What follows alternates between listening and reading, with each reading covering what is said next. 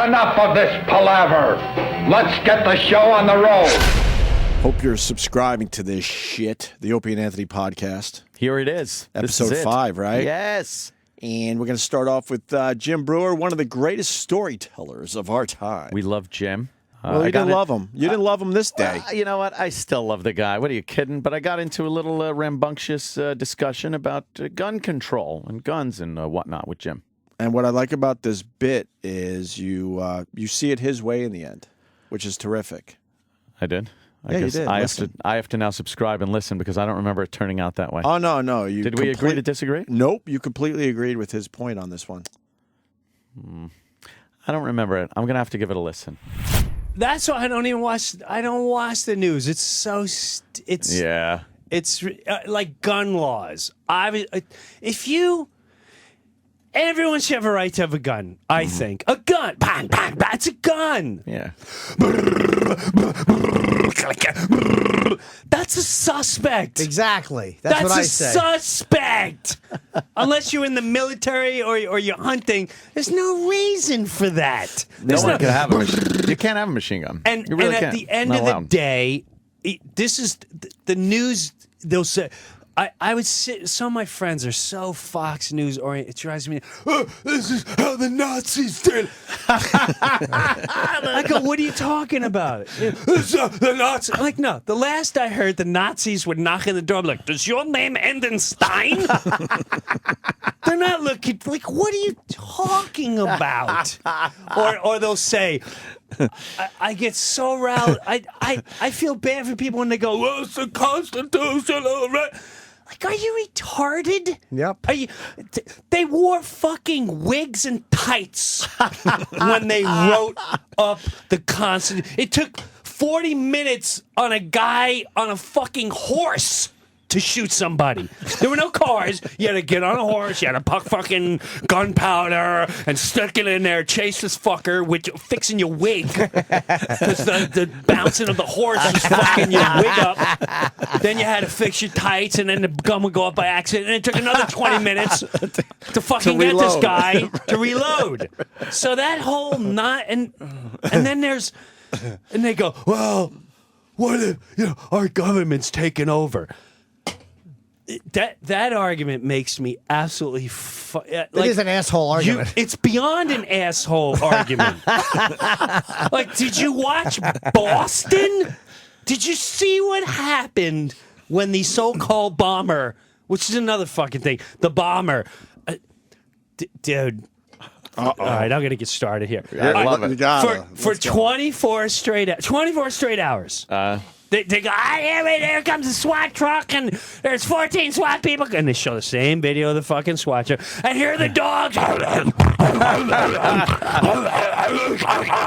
and then they would have the helicopters. And I sat there watching going, oh, man, they got those heat-seeking helicopters. It's over. And then, like, okay, we're running over here. And then they running over here. They're going, I don't know what's going on over there, but they're all going over there. That's how the news guys are. There's the helicopter. It's circling up. It's been 24 hours. He was shot in the jugular. How do you get shot in a fucking neck? The dogs can't sniff you out. Nobody can find blood. My kid comes out of the pool with a stubbed toe, and I can see where this little fucking yo-yo went all the way into the bedroom, not cleaning off their toe.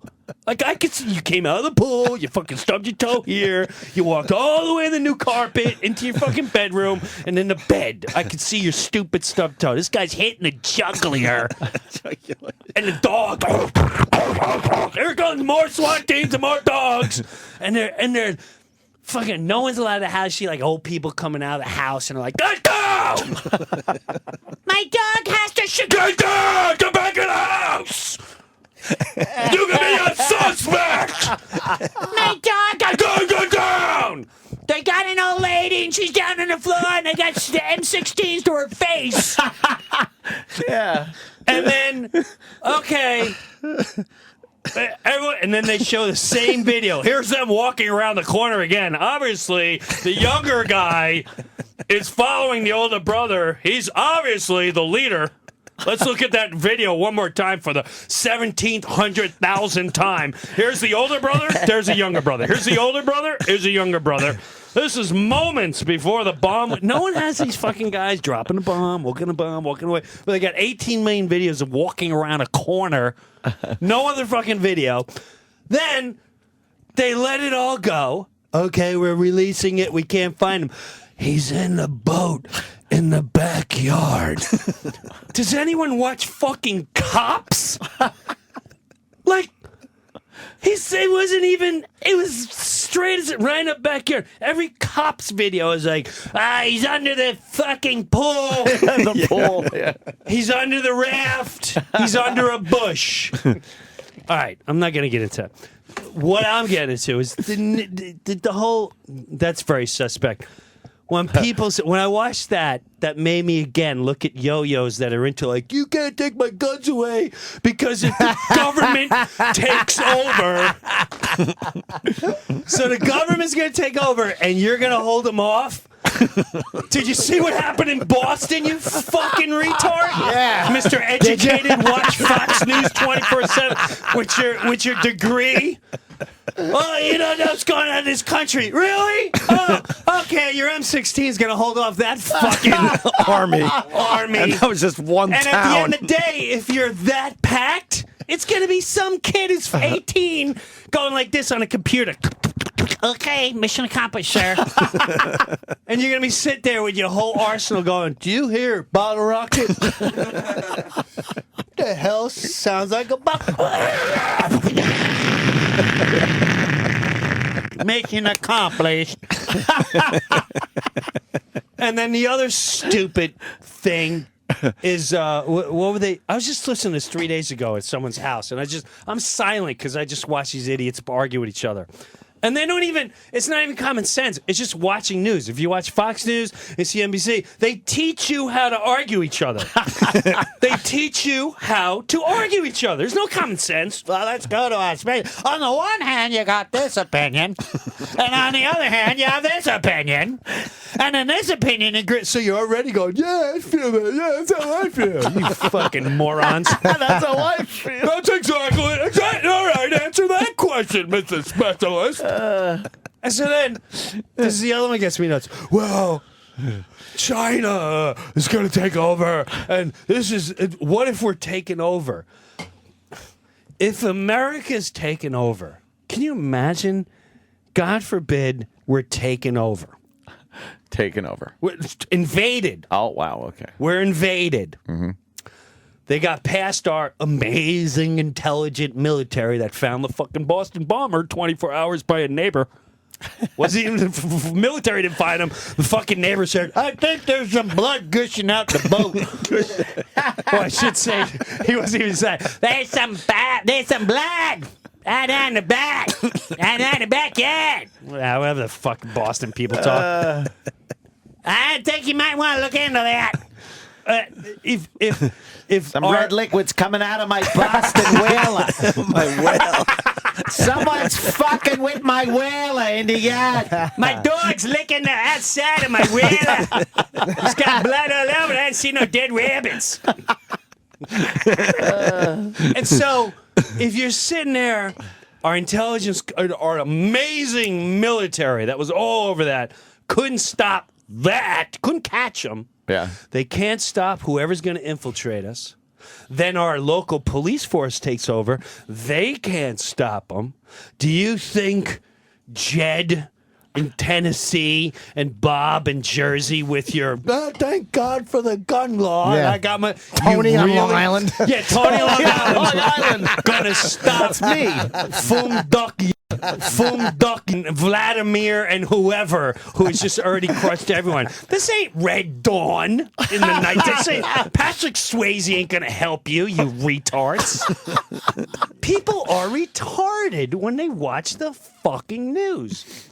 So anyway, I don't know how I got into that. They're Bravo. Very funny, well, man. I do have a couple of responses. Please. I do have a couple of responses. Please.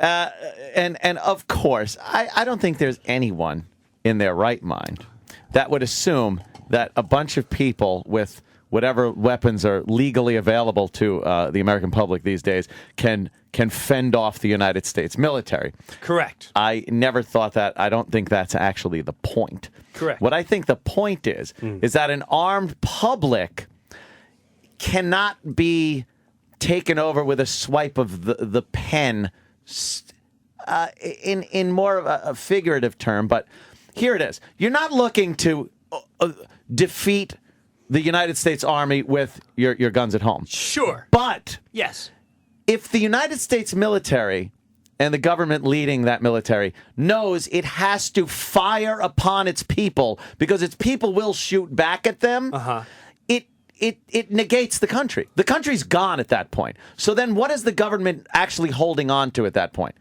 You know what I mean? You can't open fire on a huge number of American people because they're shooting back at you. Now, if the American people have no weapons, it's very easy to just legislate your will upon them and take away people's rights and whatnot. It's not winning. The thing is, if you even get into a battle with the American people, you lose. You instantly lose. You lost the country. You've lost everything the country supposedly stands for, and there's no more free United States of America. And there is one now. I know you can talk about what it is now and everything. I understand that. I don't think it's free now either. And I think they can legislate against you in small pockets of resistance like Waco and whatnot. Boston. You can smooth it over and say, well, these are individual things on a large scale. On a large scale, where a tyrannical American government wants to completely take over in some way, I don't know what it would be, but you cannot make that huge leap to, mission accomplished. You can't do that and then have people show up at Disney World the next day like nothing happened.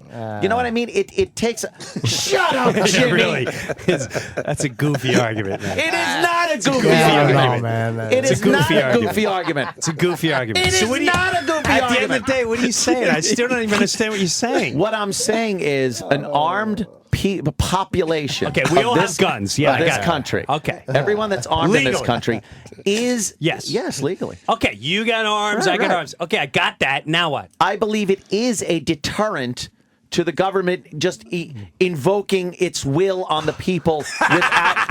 No. Anthony, Jim. you really think? Yeah. Let's say you've got a tank. Let's say you've got armored vehicle personnels or whatever. Yes, you have a nuclear warhead in your fucking garage. Sure. You really think at the end of the day, someone in Washington's going, listen, it's time for takeover, but keep away from that Anthony from the O&A show because he's got too many weapons. No, it never gets to that point. So what is it? It never gets to that point. It's a deterrent. It's almost an someone's got a dog detente. And I don't want to go in that house because they got a dog? It's an uneven detente where it's a balance of power based on the fact that if anything happens, it negates what we are right now. It eliminates this country of ours. If the United States military starts firing on American people who are firing back at the military on a level much bigger than Waco, then but that doesn't have to happen because you don't understand what I'm saying. I don't know. It's really pretty far-fetched. It is not far-fetched. You're talking about fucking communism. You're talking about like pure Russian military. Oh my God! Hey, look! It's the 4th of July parade. No, it's not. Welcome to America. Oh my God! They're shooting on us. I thought it was a float. What happened to America? They took our guns away. That's what happened. It's goddamn Nazism all over. Like you're so far-fetched in what you're saying. No, it's not far-fetched. Yes, it is. It's crazy. It's lunacy what you're saying. I'm not even saying what's lunacy. It's lunacy. You're saying more lunacy shit, thinking the government is going to have some 18-year-old in a fucking shipping container launching drone attacks on cities that people have fucking... That's lunacy. That's more action movie shit than me saying that people, the knowledge that the American people have over 300 million guns in their possession. You ever see the videos? You ever see the videos of like Iraq War when they're on the ships? Yes. What do you think? That's a guy packing a fucking missile in a thing. That's a guy in a computer going. I know that. I think you're missing my point. I think a lot of people are. No, I think a lot of people know exactly what I'm talking about. It's simple. There is a deterrent alone in the knowledge that the American people are armed. Regardless if they're armed with fucking muskets or blowguns or anything else, there's a deterrent there to know. But no one cares if you got a gun. Like, I don't care if you got a gun. We're talking about crazy semi-automatic... what's the difference between assault semi-automatic? rifle. Assault Shut up with assault rifle. An assault rifle is a semi-automatic gun like a hunting rifle. There's nothing different. Right. I'm talking like... You can't own one. You can't own a machine gun in this country. You shouldn't. There's no reason But there is already a law. There's That no law's reason there. that. I know, but again... Why can't I have? Why can't I go out right now in New York State and buy a semi-automatic AR-15 and take it to the range? Because if you get fucking wasted or someone finds it, it's a deadly fucking weapon. Here's the other one. Well, then you gotta stop cars, and we should take cars away. Fucking retard argument. It's all madness, dude. It's the thought process that you really think it's going to deter anything that I think starts insulting intelligence. Well, then I think the bigger insult is the thought process thinking taking guns away from Not taking people. away. Oh, yeah? Try to buy that. Try to buy that. Why would I want to? Because it's cool. No, it's not. Yes, it is. One of my kids find it, or one of the retard kids across the street find it. What are you leaving it laying around like a rake?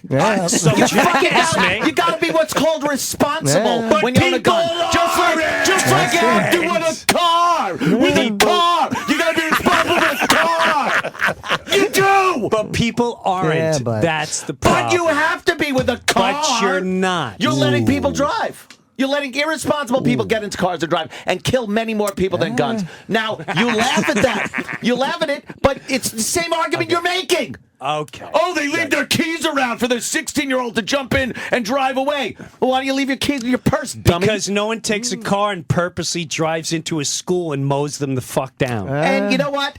On a statistical level, it's very rare. Statistics. All right, Yeah. so when your kid is killed, you let me know how that statistic works. All right, how about That's the fucking dumbest thing How ever. about the 6 kids in Chicago that were fucking shot over the weekend that no one even gave a shit about? Because we're that used to it now. Like, more is kids that killed. It? Is that it? What are you arguing for? What What? are you like barking for? What do you want?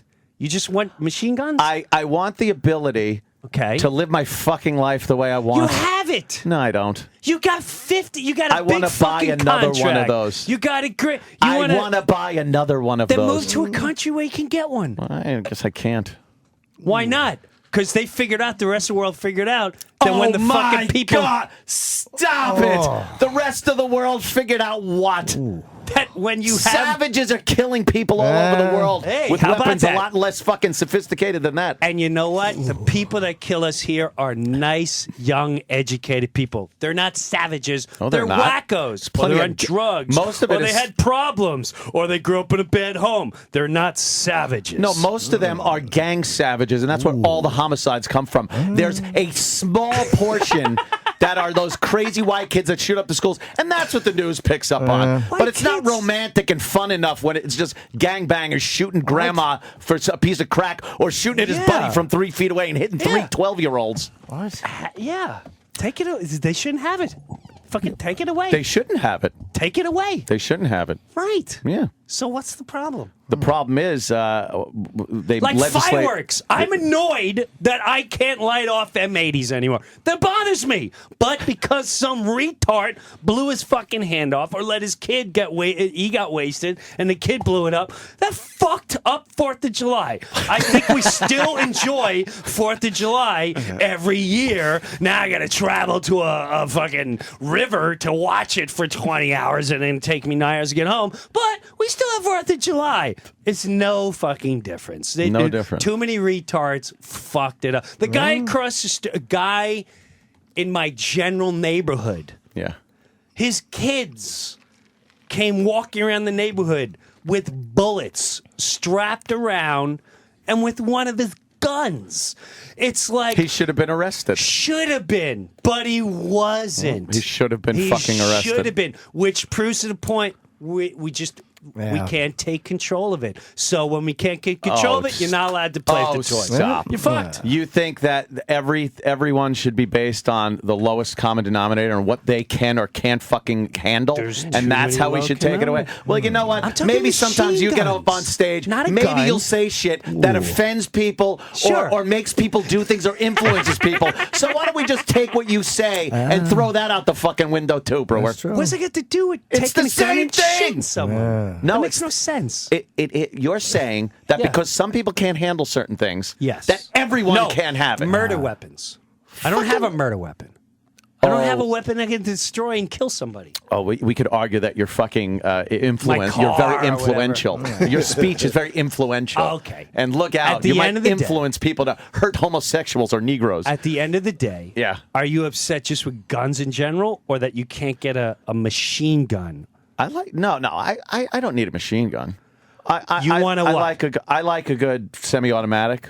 You know, when you pull the trigger, every one Okay. pull, one bullet flies And you out the use other it end. for target and, I love and going to the leisure. range and Yes. target shooting, and then I like having other weapons that I use Yes. for self-protection. Yes. which is I kind of like the idea that it puts you on equal footing with some thug that might want to do you bodily harm. Yeah, I'm Kinda with like you that. there 100%. Someone busts in your I'm door. with you. I'm sure if someone kicks in your door, the first thing you're going to think is, "I wish I had a gun." Hey, I'm not going to lie to you. Someone came over to my house. He showed me his gun. He's like, listen, I travel everywhere with a gun. I need to let you know I have a gun in your house. Oh, that's nice. I said, okay. Let me see. He goes, listen, it's in a case, blah, blah, blah. And he showed it to me. And I'm not going to lie. My wife every night gives me a fucking false alarm someone's breaking in. And sometimes I get worried because I know the golf club or the bat just ain't going to do it Yeah, with a bullet facing my torso. that's true. Yeah. So this one night while they were sleeping over, Oh, yeah. I swear to God, Slept like a baby. I got woken up in the middle of the night. Someone's hustling the front door. What? I know I hear someone trying to get in the front door. This is every other month. It was the first time in my life I just got up with no fear, walked to the front door, and didn't even ask who it was. I just opened the front door, knowing they may get me, but my kids are safe because right next to them is some weapons that are going to put major holes in these people Right, yeah. or deter them. Yeah. I don't have a problem with that. Right. It's sort of like playing a game with rules. All right, we all have a rules to this game. However, as much as steroids, baseball, whatever, Yeah. Obviously, whoever's making the rules up Yeah. aren't sticking to them, and it's turning into bad shit. Yeah. Here and there, even if the percentage is small, even if it's blah blah blah, and it's fucking things up for you, who should have the It right to go. certainly is. I go to a range. It's like this guy. He goes to the range. When I went to the range, this guy had it looked like a Smith & Wesson, but it sounded like a cannon. And he warned us. He went, hey, listen. He was a huge guy. He went, hey, listen. I'm shooting off assault rifle. He said it's assault, but it was a pistol. Wow. And this thing literally, It was so loud, even with the headphones on. I had a whole. It was like, It was probably the 50 caliber. Yeah. yeah, and it went, "Pow!" And flames came out the end. Pow! And the what do you call it? The target silhouette, yeah. would just explode like feathers a pigeon getting blown up, and you can see his boner. And I would have one too, just go pow, pow. And my daughter, I have to say, she was shooting and she was a beast, and she turned to me and she went, I really like that feeling of power. It's just it's fun to shoot. But does the average citizen need that? I mean, I don't. Jimmy. I'm just correct. Jimmy's Now- an asshole. Right. But who was at the front door? Who's at the front? who was at the door? front door? Her imagination. Oh no one. I figured as much, but I needed to know. That's Imagination. Who was at the front? You left door. us with it, and I opened the door. I liked your analogy, though, with the sports, and there has to be rules and things like that. I understand the rules factor. But here's what happens. Imagine playing a game where you're adhering to the rules, but there's people on the other team that aren't paying attention to any rules, and they're not penalizing those people. Every time someone doesn't pay attention to the rules, they go to the people that are paying attention and give them more rules. So now Like in a New York household. It's if I'm crazy. in my house Uh-huh. and my kids, I go, listen, no Fritos, no snacks after 7 o'clock. Right. Okay, it's 7 o'clock. Any snacks, you're gonna get punished. You're screwed. Right. No iPads, no Instagram, and no email, no nothing. Okay, now when I'm not around, I go upstairs and this little fucker's sneaking. I said, "Where'd you get them?" Well, Mom said. Hey, did we not agree? Well, she did do her homework and then 2 weeks later, there's ants infested in her bedroom, and the cat has fleas because of the fucking bugs from the Fritos that she ate in the bed. And I go, this is why I don't want Fritos in here. And then it happens 3 times, and then I go, you know what? No more fucking Fritos, period, because I'm tired of people fucking with the rules. Everyone's fucked. So there. It's up to the people, and I tell the sisters, I go, listen, I don't care which one of you fuckers do it. One of you fuck up, you're all screwed. That gives an incentive for the other ones to go, don't bring the Fritos up there. I'm going to tell Dad. That might work I'm gonna tell in the Dad. in the Breuer dictatorship that you live in. Yes, well, Fritos. Someone's eating the Fritos in bed, and no one's... But I have a right to bear Fritos. Yes, you cannot do. take that away from me. Yes, you do. And no one's going to come in and take them at the end. If you got the Fritos in your house, they're in your house. Tough shit. They're in there already. From here on now, it literally should be like, sit down. What's your name? Where you from? Right. First of all, the way you look, you got to go home. It's already out. You're already out. You're already out. The Opie Anthony Podcast. The great Doc Gooden. Ah, yes. I love this bit personally. Yeah. I know a lot of listeners were very frustrated by this segment because poor Doc Gooden was spilling his guts to us, and David Lee Roth was interrupting and pretty much making it sound like it's no big deal what Doc Gooden went through. Yeah, obviously, Dwight Gooden had a struggle with drug addiction and whatnot, and David Lee Roth takes that same angle with the drugs and stuff, but makes it just sound so fun. Right in front of Doc Gooden, whose life was pretty much destroyed by drugs. Fucking Dave. I can't get enough of David Lee Roth, and he helps us out with this Doc Gooden interview. The contrast is just fucking great to listen to. The great Doc Gooden has just entered the studio. My God. Dwight Gooden. Wow. Very cool. We didn't know this was happening today. This is great. How are you, man? Is there an occasion? What's the occasion? That's a good Is there question. a specific occasion? Is your book? It's is this. it brand new? Yeah, It's a memoir. Definitely. Yeah. Yeah, memoirs, huh? Yes, That's sir. Of quite the career. Are they good for memories sure. or bad memories, or are they saleable? Oh, there's a little bit of everything in there. It's the good memories, the bad memories, the not so good memories. What was going on in my head during the times of the good memories and the bad memories. Yeah. You start the book with a chilling, it's like really sad and frustrating story about the World Series, the parade in the. And when you missed that, it's fucking heartbreaking. Even though I knew how it ended, I kept hoping, like just go. You're watching this frustrating, drug addicted. Yeah, but nevertheless, somebody once said, if somebody made a movie of your life, would a lot of people go to see it? And it sounds like a lot of people would, and that's a success story. That's that story that I'm still alive to tell the story is amazing. Hello. Right. Which is Yiddish for yo. Come on. Definitely, because like you mentioned, missing a parade that night was like supposed to be the happiest day of my baseball career. Turned out to be the saddest day of my baseball career. You end up in a project, you're doing drugs and drinking with strangers you don't even know, and you're watching the parade on TV. That was me. That was you. That was me. And the thing about it, you don't get to redo that. Right.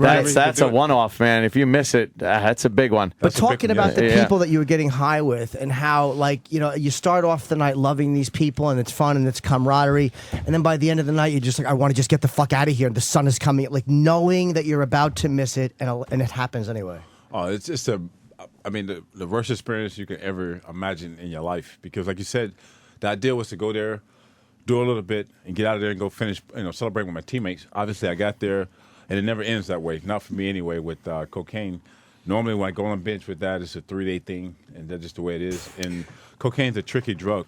Wow. Oh, in my rock band, getting loaded wasn't like an episode thing. It was a seasonal thing. It's like it's summertime. Let's get loaded. Right.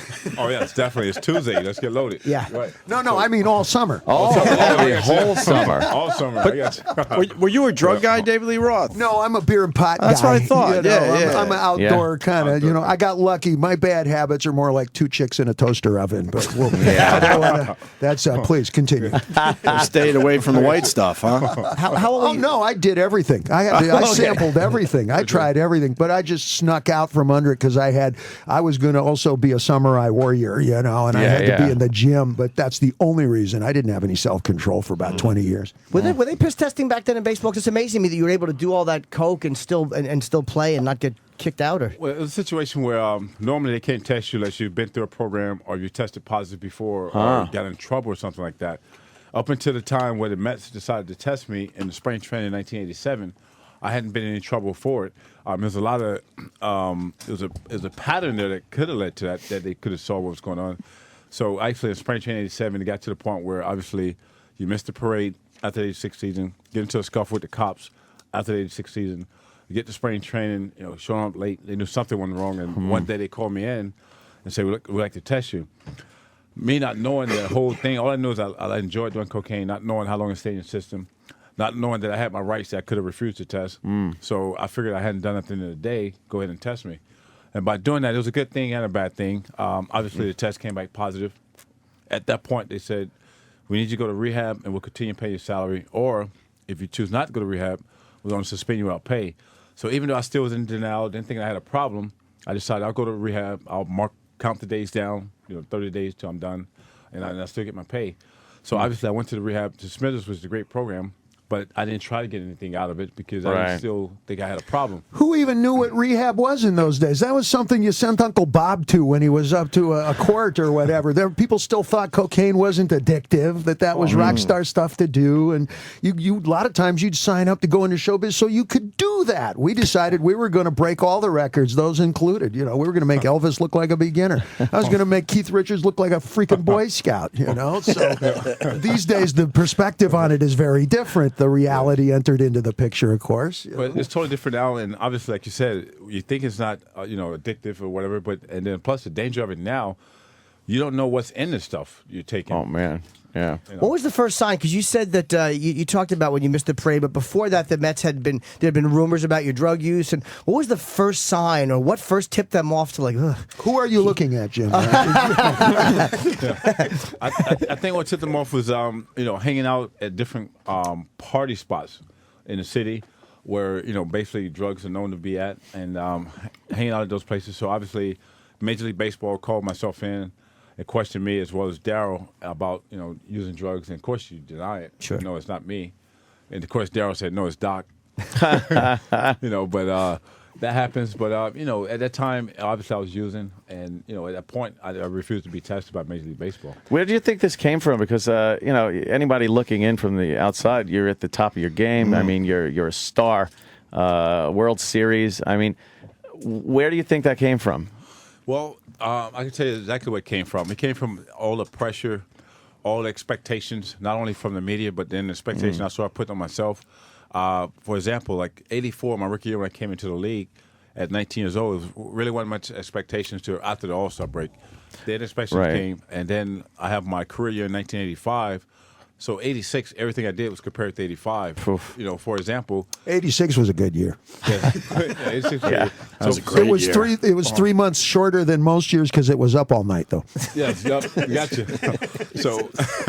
So now, like if I won a game against say like Fernando Valenzuela or Hershiser, if I won 2-0, complete game shutout, but I only had 4 strikeouts, the first question would be what happened? You only had 4 strikeouts. Oh, wow. So the next start, I'm going out trying to get 10 strikeouts, trying to pitch a complete game, trying to pitch a shutout, and just all expectations, just trying to live up to that. And what I started doing was medicating myself, with drugs and alcohol.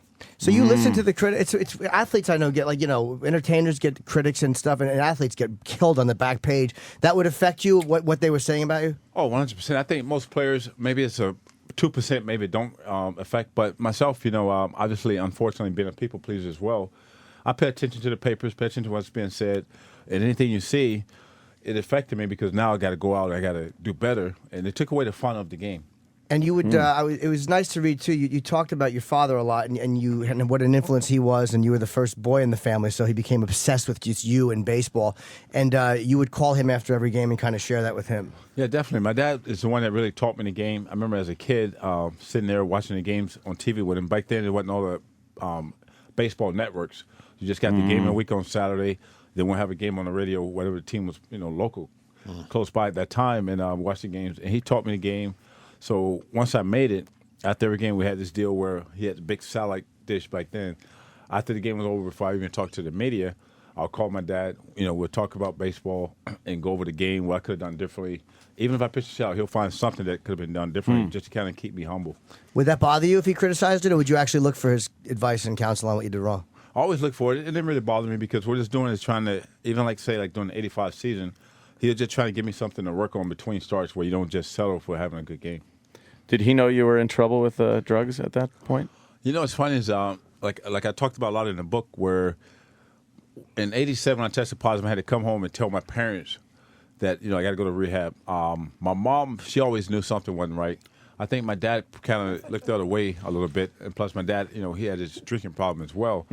So when I told him, I failed the drug test, I had to go to rehab, my mom basically said, "Well, that's great, you can get the help you need." Where my dad just kind of dropped his head. Oh, wow. and never said a word. Well, he Didn't doesn't want the spotlight at that point in time. If he's got an issue, then a little bit of your spotlight of that issue would get towards him. I had too many temptations. It was started off as, Jesus, the longer I stay up, the more girls we can sleep with, and the more guys we can go jam blues with, and then we can just stay up all the way until we're into the next city, and we could do that for 3 days in a row. You follow? That's why we started drinking Jack Daniels. But the press looks at a rock band and goes like, differently. "Cool, that's cool." Oh, well, you're supported. You're looks at a supposed baseball to do it. player. Yeah, it's completely different worlds. Dwight, and is like, "What are you doing? Yeah, you're my a role role model." I don't think he could have been Totally different, yeah. swigging Jack Daniels. Right. Yeah. In my department, Yeah. in my department, people get upset if you didn't party. Right, They that's what I'm said, saying. actually, I kind of like. I'm thinking about doing the marathon. They go, whoa, what happened to 5 in the morning, Dave? The Mets PR that has its own pressure on you as well. The Mets PR wouldn't be thrilled. Doc fucked 2 girls. Get a picture out quick. Oh, God.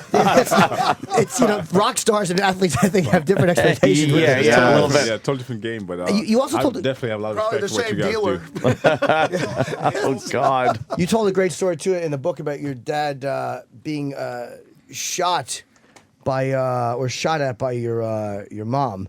So you grew up in a very interesting house. Yeah, it's very Say interesting. the least. And as a kid, you know, unfortunately, and I'm sick it may sound, but just thought those were normal things that took place in every family. Yeah. Well, they kind of are.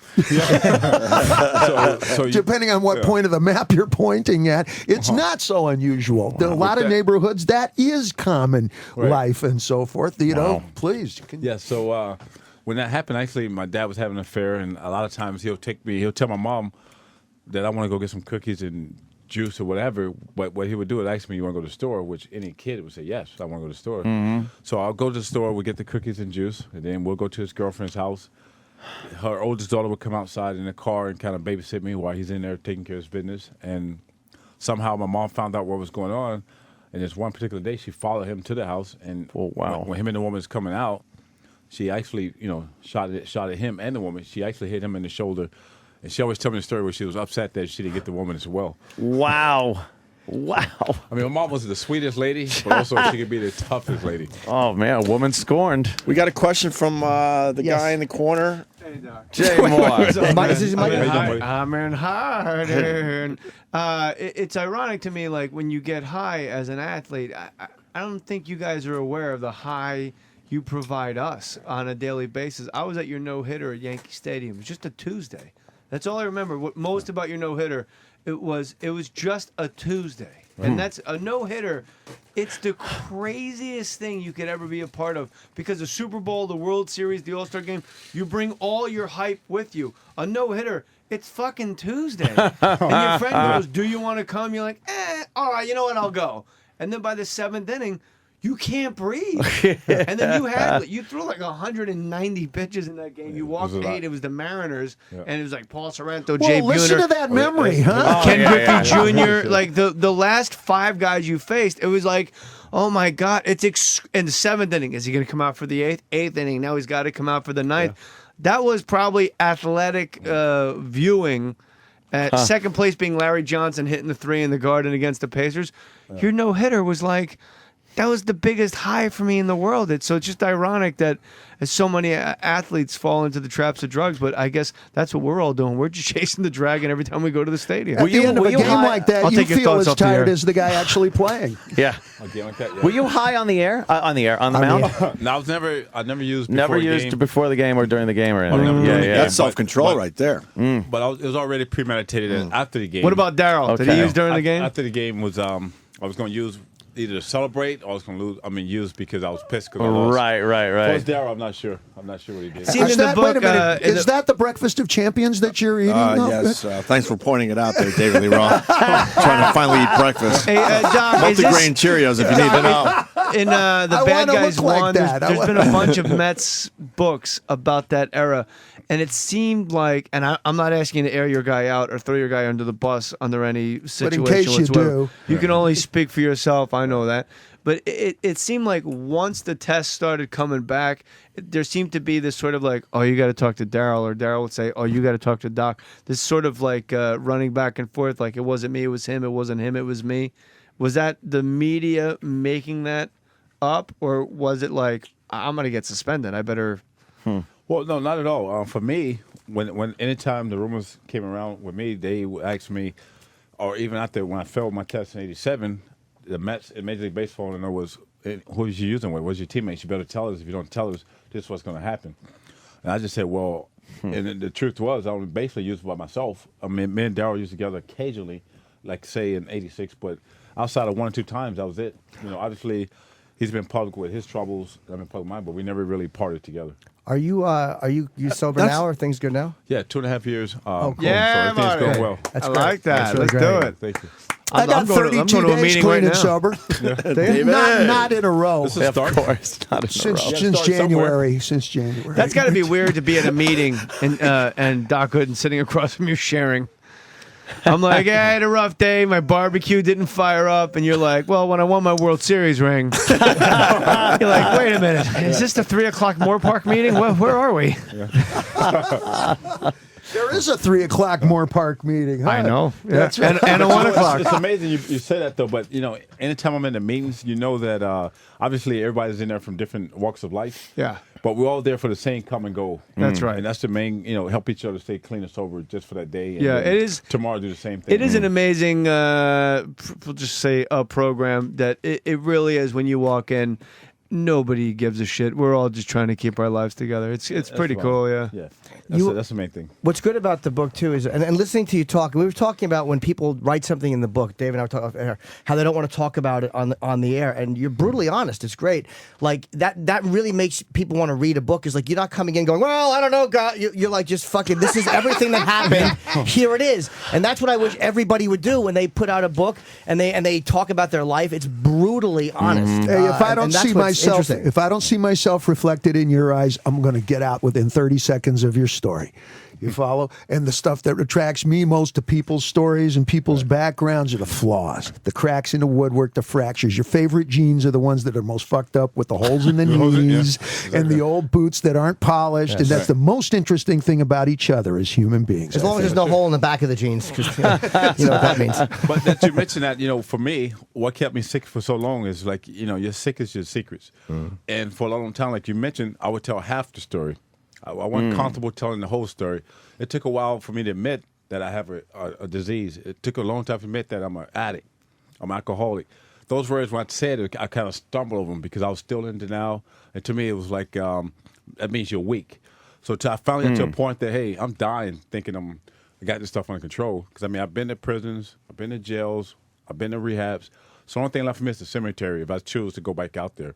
So it was just a time in my life where I was just tired of living that lifestyle. And when you surrender, you have to surrender everything. Because I was trying to hold on to the lifestyle without the alcohol and drugs, but it doesn't work that way. So I had to come clean and just this is what happened. Like you say, this is not who I am today, but these things that I went through, and I can go right back to that if I was to choose to pick up or take that one drink.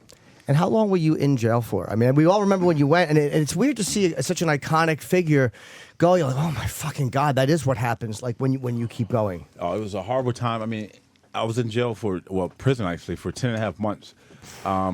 It's tough to go to prison at any time in your life, but to go in at 40 for the first time was horrible, especially when you have little kids, and daughters especially, where if something happens, there's nothing you can do. Wow, yeah. You only get a 15-minute phone call per day, and if you miss that time, Big Bubba ain't going to give up his time. Right. You're done. That's just the way it is. How did they treat you in jail? I mean, was it because you are who you are? Was that good or bad? It was a little bit of both. When I first got there, I think it was a situation where they wanted to see how you was going to come in, how you was going to be just based on the name. Right away, they made it known that in here, there's no names. Right. You're a number, and you're no different than the other guy. You're going to pick up this trash. You're going to do it when I tell you. You're going to shower when I tell you. You're going to wear what we tell you to wear. You're going to clean up the yard when we tell you. You're going to eat when we tell you, and you're going to eat what we tell you. So it was a whole big adjustment, but I just came in, tried to be as humble as I can, and just kept my distance from everyone.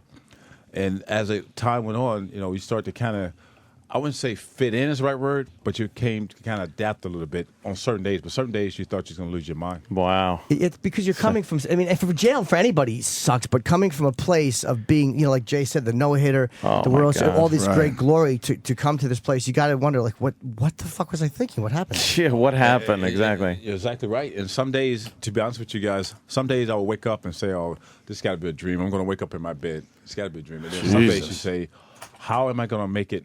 Not just 10 months, but how am I going to make it to the next day? How am I going to make it? You carry your food, and sometimes you got some guys that if they want your food, they're going to take it. I mean, you got 10 guys, there's nothing you can do. I mean, there's a gentleman I saw. I didn't literally see him get raped, but you're like about 5 feet from the shower, and you hear him screaming for his life in there. You know what's going on. So you wanted, am I next? You don't know. It's just a horrible way of living. Did that guy look anything like me, the one who was being assaulted? I imagine I'd be quite popular in that setting. I'm certain of it. It's a horrible situation. Doc, what was it? I felt that way during accounting meetings, with my accountant, and when Warner Brothers signs a contract, I felt that way. I wasn't, please continue. Two different worlds. That's great. What was it in that time period? Every athlete just got arrested in Tampa. Like Tampa was just where you went to get put in jail. Whether every single athlete, you just see him coming out of Tampa jail. Well, that makes perfect sense because that's a port of entry, right? That Miami is where all the. Well, big he says partying rape in the starts. shower. You say port of entry. I don't think he wants to hear that. I don't. This is freaking me out now. Can I'm you at Governor's in look Levittown tonight. back on those great moments, obviously, as an athlete, and not and be able to put away the part that kind of taints that? Because it seems like it would be such a waste to have such a great career, great memories professionally, but it's always got that that nagging Right. drug problem hanging over him? You know, that's a great question because course. I was going to ask it, but No, you weren't. No, because what happened he was so many times when I would relapse, so many times when I go on these binges, it was because I was guilty, depressed, and upset because I was thinking what my career should have been, what others thought my career should have been, more so than me thinking that. When you hear everybody say, "Oh, you should have been in the Hall of Fame," or "You should have won 300 games," I used to beat myself up with that a lot of times and start believing that. Unfortunately, when I was in prison, the only good thing I can say came out of that was, even though I got in trouble in 2010 when I came out of prison in 2006, but when I was in prison, when you got nothing but time, I mean, nothing but time, and you're not going anywhere, I had a chance to relive my life, replay the whole tape, the good and bad, and everything that took place. And I came across a thing, and I said, you know what? When I was a kid, I remember telling my dad, who was watching the game, I said, my goal is I want to make the major leagues. I want to stay healthy and play a long time. I never thought about awards, never thought about the Hall of Fame, never thought about winning 300 games, World Series. You don't think about that things. I got to win every award possibly for a pitcher. I got 3 World Series rings in New York. Threw the no-hitter for the Yankees. I mean, so when I look back on it, I said, look, I can't beat myself up over this stuff anymore because others' expectations of me. Because when I was 5 years old, nobody thought this guy's going to be a Hall of Fame pitcher. He's going to win 300 games. And I got to really live a career that most players would dream of living. So I had to eliminate that part because I found out also in rehab that by me beating myself over that, all I was doing was giving myself a reason to go back out and use. So I had to eliminate all that and like you say, start patting myself on the back for the career that I did. Yeah, you could look at, I guess prison will give you time to put things in perspective. What did you do? What did you use your time to do? Because we started off talking about chess briefly there, and I know a lot of the fellas who work at the chess clubs downtown. If you see a ton of forearm tattoos, watch out because he's been playing chess constantly for his entire stay. Some guys read a lot. Some folks get into the Bible. What did you use your time doing in the joint? Once I was there, and I kind of accepted that I'm going to be here for 10.5 months.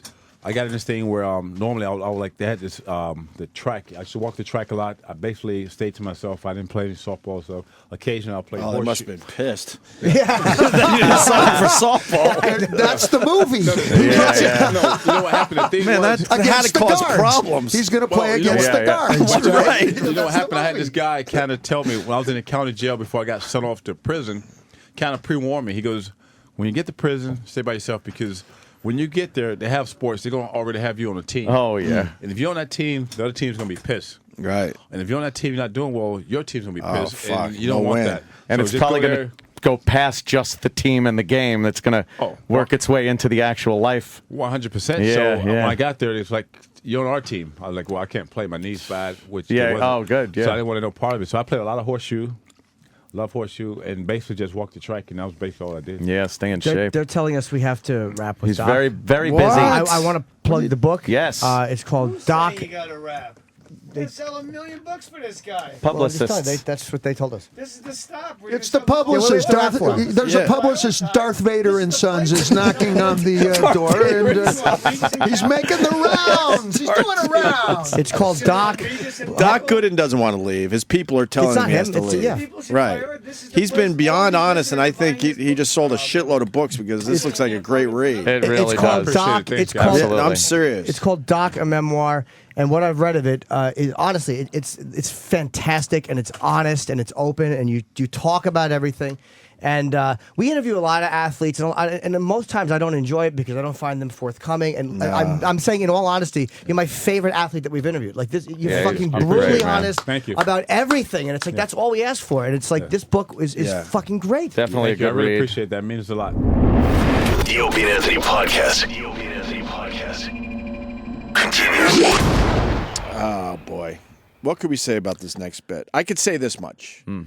I've been working with you guys a very long time, and this could be one of the biggest laughs I've ever had in my life as far as the radio show goes. Yeah, this if you knew all the players here and wrote a sketch about how this should turn out, this is exactly how it should have turned out. Right. And I don't even want to say anything else No. in case you haven't heard this before. Yeah. It's Ozzy Osbourne and the 18 pounds of birthday gifts.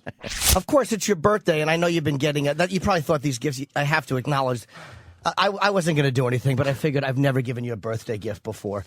So have you gotten good stuff so far? It's got a part in the other studio. I mean, sex feet or whatever they call it. Oh, like one of those things that you fuck? Yeah. Yeah, it's old hat, believe me. I've got one of those. So I don't know if you're going to like these or not. I might have gone Have a look. Let me have a look. It feels like a book. Oh, he knew immediately what it was. Oh, this is great. Can't go wrong with this gift. It's great. The Beatles, it's beautiful. Thank you very much. Oh, you're welcome. Hope you like Beatles books. All right. He's not done. No, I'm not done. Here's package number 2. There goes one away. That's the... Do you have this one already? No. Okay, because I have a gift receipt if you want to. So far, so good. Jimmy's so nervous. Well, I wanted to, you're getting Ozzy a gift. It's like, what do you get him? Oh, this is great. Fantastic. 2 John Lennon books. Wow. Any? Have you seen that film, Nowhere Boy? No. I hear Very it's good. great. Very, very good. Yeah. Okay, and this is I feel tell Tony Dennis I'm sorry because he probably has to carry the shit. It's 18 pounds of stuff. Oh, I'm sorry. I have this. Okay, you have that one. You got the 10-year-old. Well, I didn't know it was 10 No, years I'll old. tell you what. It's still a good gift. Thank you very much. Oh, you're welcome. But I didn't know you had it already. I could always bring it back. I just Nah, figured it's all right. Just rewrap it, Ozzy. that would be great if you just re-gifted all this stuff to people in the building. So I had to see it. I think the birthday gifts were a success.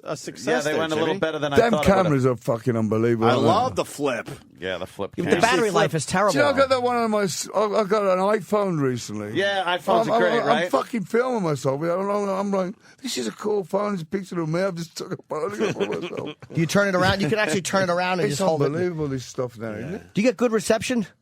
What, in my television? No, with with the iPhone. We have fucking a nightmare trying to hear you. I'm fucking useless. I'll dial a number on it, put it to the side of my head, and somebody else will pick up. I keep fucking it up. That's not the phone, Ozzy. Maybe you're just dialing the wrong number. No, I got the list, like, Sharon, press that, and they go, the blue thing going, put it to the side of my head, and fucking Bill Ward will pick up the phone. What did you get anything? Did you get anything else for your birthday? What else did you get? Like what's a good gift for just you? got in fucking town. I mean, You're right. I didn't mean to upset you. Jimmy gets so nervous. Did but what's something that like Sharon or the kids would get you that you like really look want? at me. Look at me. Just jewelry.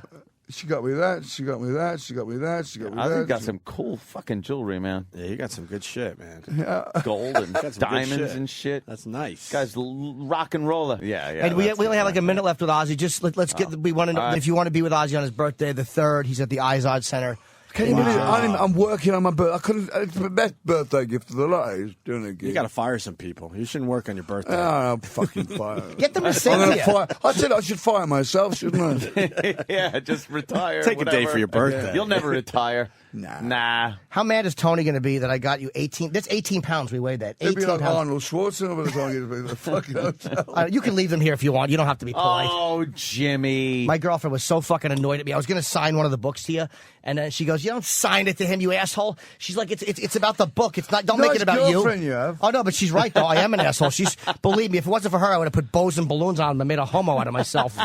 I do have a little card for Ozzy though. I almost forgot. Oh, do you? I got the little Barnes and Noble card with your. Oh, it's not bad. No, it's bad. It's not bad. Ozzy, the Beatles were great. Second only to. Oh, you're so homo. Oh, second. Oh, you're so homo. What's the note say? I said, Ozzy, the Beatles are great. Second only to you. Happy birthday, Jim Norton. I just put Jim. And he called me homo sweet. Yes. And he's right. So I guess, because they said we have to get Ozzy out. All right. Nice seeing you guys. God Ozzy, bless you. thank Ozzy, you, we man. love you, Thanks bro. so Thank much. you, Ozzy. We love you. All right. Always We're the best. I guess we're done too, right? We'll see you guys tomorrow. Of course we are. I'll have Tony get for you. Well, you know, Sign a picture of us? I could just, leave. They're chatting right now. It's what they're doing is Ozzy and Jimmy are chatting. You could hear them in the background, can't you? I think Ozzy just signed the photo that was oh so very important to Jimmy. Looking at Wendy Wave's tits. Or photo. Actually, it was a poster. Oh, they're. Yeah, they're actually they literally. Thank you. They literally had to grab and pull Ozzy away from Jimmy Norton. By the way, his people had to come in and bodily drag Ozzy away from Jimmy. More importantly. Oh, Jimmy. Oh, now Jimmy's running. One more thing.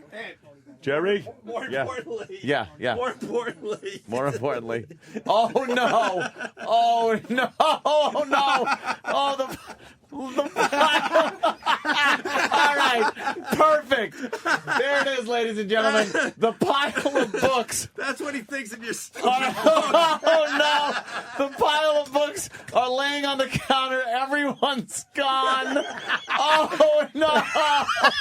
That is the saddest thing I've ever seen. All 4 of them. Oh, oh no. Oh, I feel so... Wait, I feel so bad. He might be out in the hall. That's so horrible. No Ozzy out in the hall. Oh, no. The big...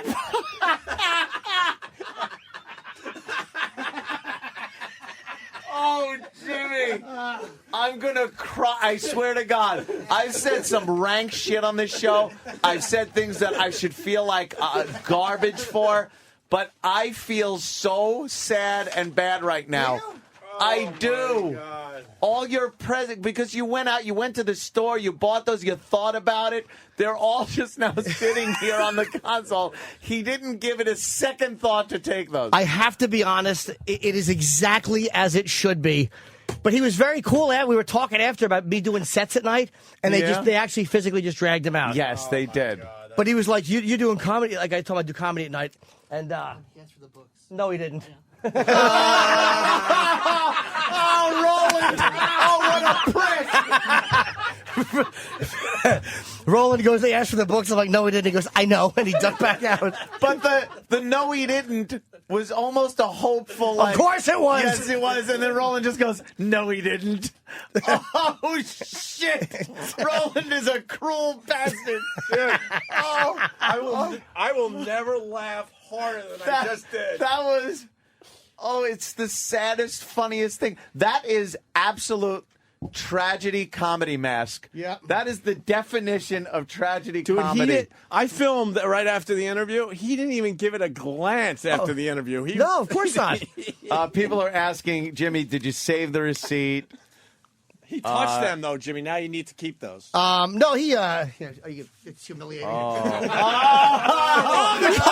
Oh, no, not the card! My card. The card, too! Holy shit, the card is still there! The card is still there. Oh, He didn't even take the card that he could have easily just put in his pocket. No. The card is as big as a credit card. He could have easily taken that. This is the saddest thing I've ever seen in my Why? life. He just was busy. He Oh, didn't... no, this is sad. I'm so sad. I can't take this. But he was just busy. That's I okay. can't take it. He was very busy. Oh, my God, Jimmy. But he was just busy. That's what I understand. He was very busy. Yeah. They dragged him out. Whatever gets you to sleep at night. Oh, I know. It's horrendous. Oh, my God, the card. Oh, I wish I would have remembered. I would have yelled, Ozzy, you forgot your books. I have to say, No, I didn't. Ozzy actually picked the books up to leave. This is the truth. He picked the books up, and I said to him, no, just leave them. We'll have Tony. I actually told him to put them back down and get them to Tony to give them. I was so stupid. Yeah.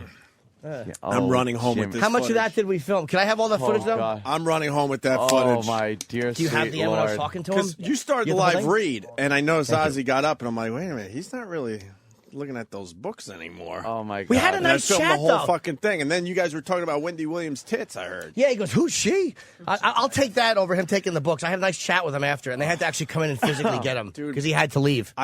It hurts. I laugh so hard. Yeah, it hurts me for other reasons. That will be the biggest laugh I ever have. I don't know how it gets bigger than that.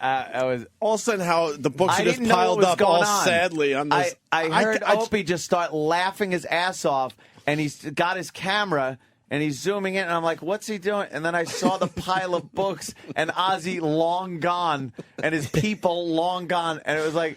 He's not even in the building. Saddest thing. None of his people are in the building. No, they have another. They had a hard out of 10-10, and we were gonna. He was gonna do my Boneyard show, but this was going so great, I wasn't gonna stop this for that. He was having a fucking great time. He was. Well, you should take this.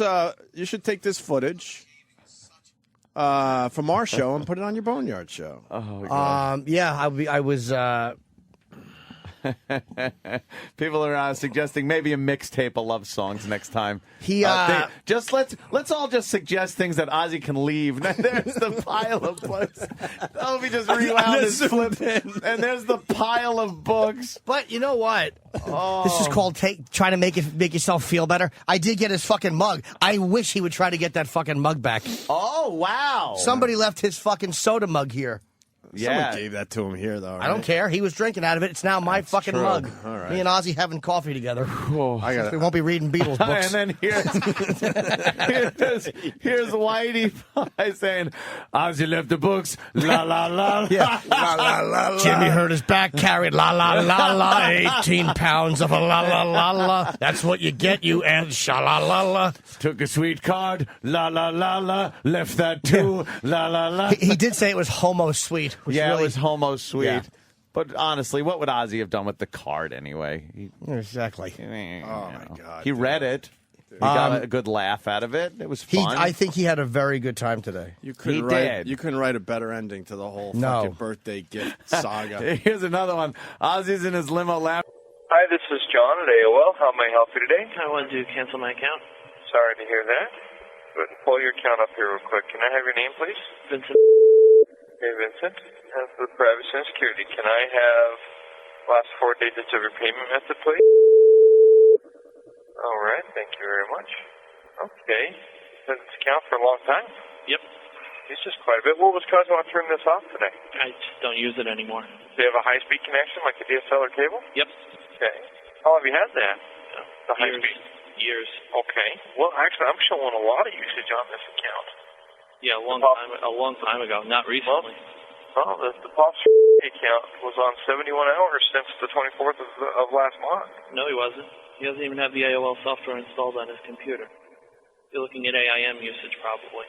No, AIM usage doesn't come on to this. He doesn't have the AOL software installed on his computer. No, this is your father then? Yep. Okay. Well, I'm looking at this account. Either way, whatever you're saying. Well, what's causing him to turn this off today? I don't use it and he doesn't use it, so we're canceling. I'm telling you he doesn't use the account. The software is not even on his computer. So. Well, okay. Is there a problem with the software itself? No, I don't use it. I don't need it. I don't want it. I just don't need it anymore. Okay.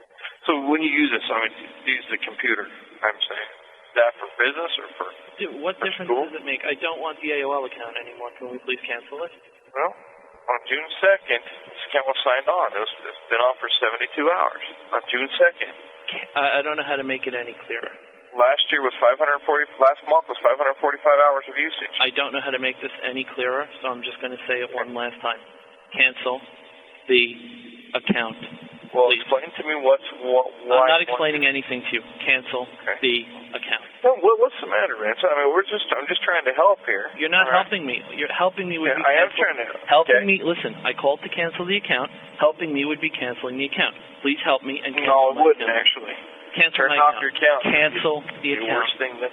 Cancel the account. Is your dad there? My dad. I'm the primary person on the account, not my dad. Cancel the account. Yeah, because I'm just trying to figure out. Cancel the account. I don't know how to make this any clearer for you. Cancel the account. The card is mine in my name. Okay. The account is mine and in my name. When I say cancel the account, I don't mean help me figure out how to keep it. I mean cancel the account. Oh, I'm sorry. I don't know what anybody's done to you, Vincent, but this is kind You're annoying the shit out of me. That's what you're doing to me. Cancel the account, please. Okay. And that goes both ways, my friend. Good. Could you please Because cancel the account?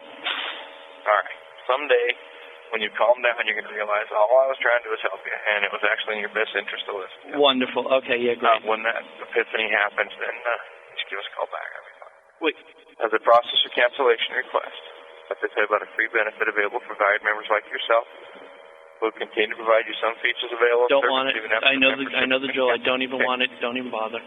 Just if you want me to cancel this account, you're going to let me speak and give this paragraph, okay? Because if not, we can star you all day. I really don't care, to be honest with you. But you're going to listen to me if you want this turned off. So, can I speak now? Go right ahead. Thank you. Appreciate that. As I process your cancellation request, I'd like to tell you about a free benefit available for valued members like yourself. We will continue to provide you some features of the AOL service even after the membership has been canceled. At AOL.com, you can keep your existing email, buddy list, address book, and more at no cost for as long as you like. There's no catch. This is AOL's way of continuing our relationship with you. We know you'll enjoy keeping your same email. Just go to AOL.com, log into your screen name and password. An email confirming the cancellation will be delivered to your free AOL.com email within 24 hours. Complete this cancellation with us upon important details to Soul Life Connect.